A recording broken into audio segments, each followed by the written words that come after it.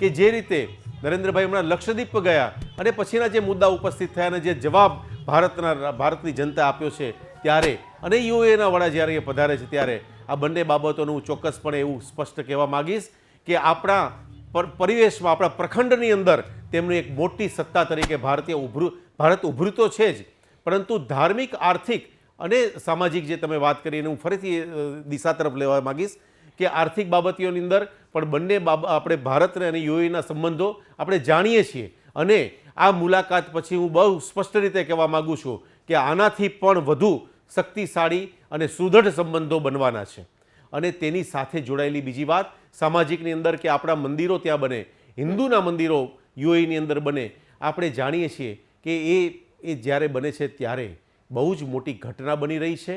અને આ ઘટનાને ભારતની અંદર આપણા બધા જ લોકો સ્વીકારે છે. ભારતની અંદર જ્યારે આપણે પહેલાં પણ વાત થઈ કે દર ત્રીજી વ્યક્તિ ત્યાં એ દેશની અંદર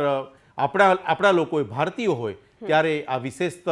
આપણે જોઈએ કે ફરીથી આપણે જોઈએ છીએ કે આ પ્લેનમાં ઉતર્યા પછીના દ્રશ્યો ત્યારે આપણને લાગે છે કે આ દ્રશ્ય એક નવી હૂંફ, નવી ઉર્જા અને નવી ગતિશીલતાની સાથે ન કેવળ આર્થિક, ન કેવળ સામાજિક, ન ધાર્મિક, હું એનાથી પણ આગળ કહીશ કે આ એક નવી સીમાચિહ્ન રૂપે એ પ્રકારના સંબંધો